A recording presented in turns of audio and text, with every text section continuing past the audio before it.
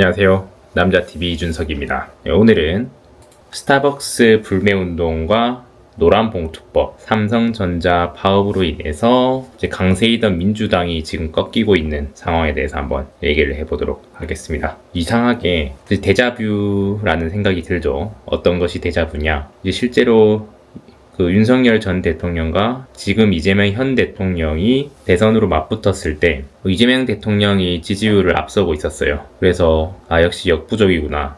그때 이준석 당대표랑 윤석열 전 대통령이 조금 다퉈서 그때 당시 이준석 전 대표가 부산으로 내려갔다. 부산행 이런 얘기도 하고, 그래서 소위 얘기해서 이제 국힘 내부에서 집안 싸움을 한다. 이제 이런 비판도 일고, 그리고 이재명 대통령이 되게 소신 발언 같은 걸 하면서 이제 패미를 좀 멀리 했던 것도 있고, 그냥 지극히 상식적인 발언들을 하기 시작했었죠. 근데 어찌된 영문인지 갑자기 윤석열 전 대통령과 이준석 대표가 이제 화해를 하니까 이수정 교수라든지 그때 당시 국힘에서 이제 페미니스트 여성을 모집한다든지 이런 식으로 똥꼬를 차고 있던 것을 이재명 민주당 쪽에서 이어받게 됩니다. 그러면서 윤석열 대통령이 당선이 되게 됐는데, 이번에도 좀 비슷하게 흘러가는 것 같습니다. 어떤 점이 비슷하게 흘러가냐? 가만히 놔둬도 민주당이 그냥 강세였죠. 그냥 놔두면은 민주당이 다 싹쓸이를 하겠구나라고 생각이 들었고, 서울시장 선거만 봐도 분명히 몇 주 전만 해도 정원호 후보가 엄청난 강세였거든요. 근데 갑자기 지금 비등비등해졌어요. 그 이유가 뭐냐면은 노란봉투법이라는 노동조합의 쟁의 행위를 폭넓게 허용을 하면서 어느 순간 어떻게 보면 다른 열심히 일하는 사람들이 이건 불공정하지 않느냐라는 생각을 하기 시작하게 된 거죠. 어떤 때에 회사가 잘 돼서 영업이익이 크게 나면 그냥 들어 누워버리자라는 생각을 하게 만들어 버린다는 거죠. 이게 과연 공정한 세상이냐라는 의문이 점점 들기 시작하는 겁니다. 특히 중도층을 공략을 해야 되는데 이제 이렇게 돼버리니까 상식적으로 말이 안 된다라고 판단을 다들 하는 것 같습니다. 그리고 나서 이 스타벅스도 마찬가지예요. 당연히 이제 우리나라의 민주주의를 발전시키고 일어났던 일련의 역사적 행위에 대해서 고인을 모욕하거나 조롱하는 일이 절대 있어서는 안 되겠죠. 근데 그게 너무 좀 심하다라는 생각이 들 수 있습니다. 그런 것들에 중도층들이 되게 피로감을 느끼고 있거든요. 스타벅스를 왜 불매를 하냐, 이런 생각에 반발심이 생기는 거죠.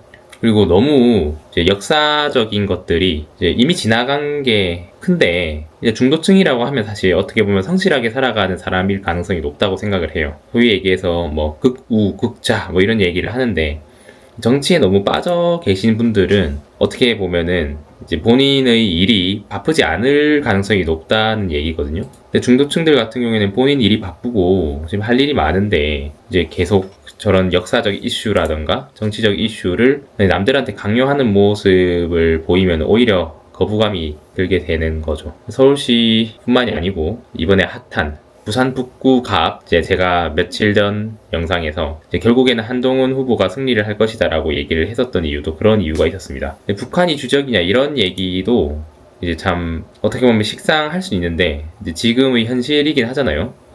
지금 대한민국 남자들이, 저도 37개월간 군 복무를 했지만 군 복무라고 하기엔 민망하죠. 군 대체 복무로서 시골에서 공중보건의사로서 일을 했지만 상당히 이제 불합리하다고 느낄 가능성이 높아요. 그게 다 누구 때문인지는 말 안 해도 알고 있잖아요.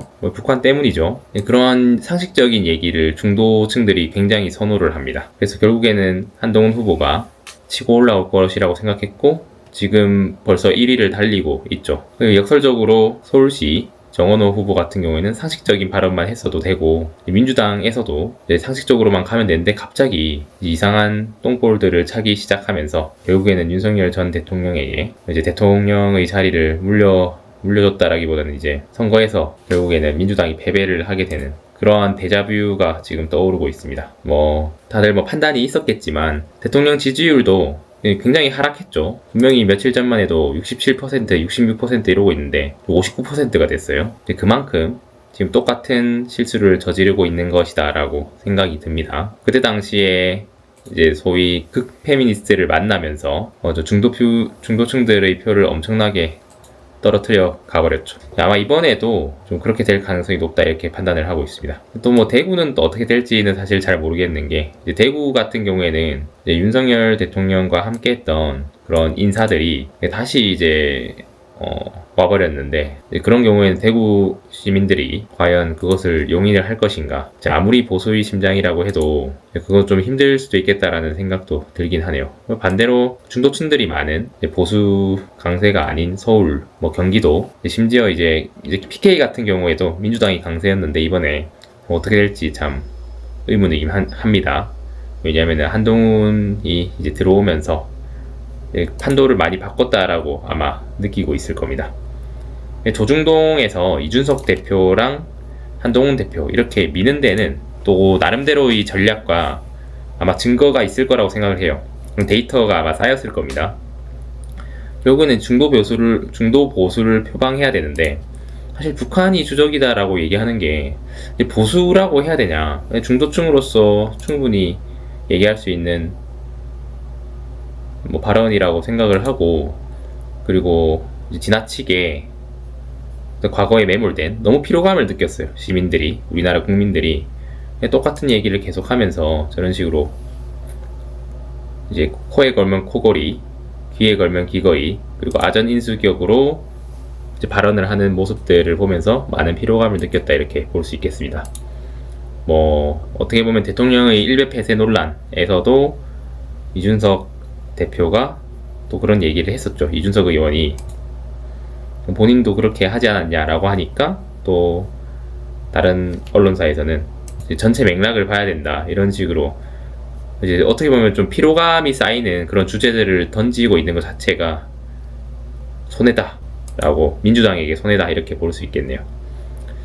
네, 어쨌든 간에 결국에는 제가 얘기한 대로 한동훈 후보가 1위로 올라섰다.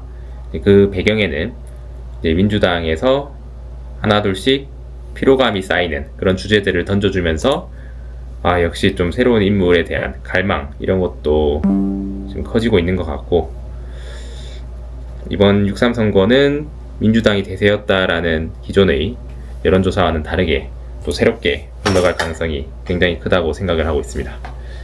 네, 오늘은 저도 스타벅스를 한번 갔다 왔는데 사람이 굉장히 많았어요.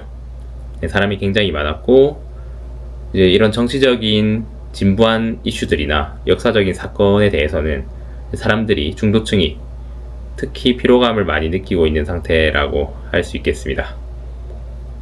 그리고 노란봉투법 같은 경우에도, 노동조합 같은 경우에는 현대차 그룹을 보면 알 수 있어요. 현대차 그룹이 이제 상당히 생산성은 낮으면서 이제 고연봉에 심지어 뭐 여러 가지 논란도 되게 많은 걸로 알고 있죠. 뭐 진실인지 아닌지 알 수는 없지만 뭐 세습 논란 이런 것도 있었고, 그리고 국가에 큰 피해를 끼쳐가면서까지 너무 본인들의 이익을 주장하는 게 아니냐라는 그런 사회적 인식이 있었는데, 원래 삼성전자가 노조가 없는 걸로 또 되게 유명했었는데, 그 이재용 회장이 한번 안 좋은 일이 있고 나서부터 노조를 만들기로 했는데 그 여파가 나비 효과로 눈덩이처럼 커져서 이렇게까지 흘러올 줄을 누가 알았겠습니까? 네, 어쨌든 오늘은 이제 새로운 국면으로 빠지게 된 6.3 지방선거에 대해서 한번 얘기를 해봤고요. 그 촉매제는 스타벅스 논란과 그리고 삼성전자 노조의 파업, 노란봉투법 이런 것들이 연쇄적으로 작용한 결과라고 할 수 있겠습니다. 부메랑이 돼서 다시 돌아온 거다, 이렇게 결론을 낼 수 있겠습니다. 네, 여러분들의 생각은 어떠신가요? 댓글로 남겨주세요. 감사합니다.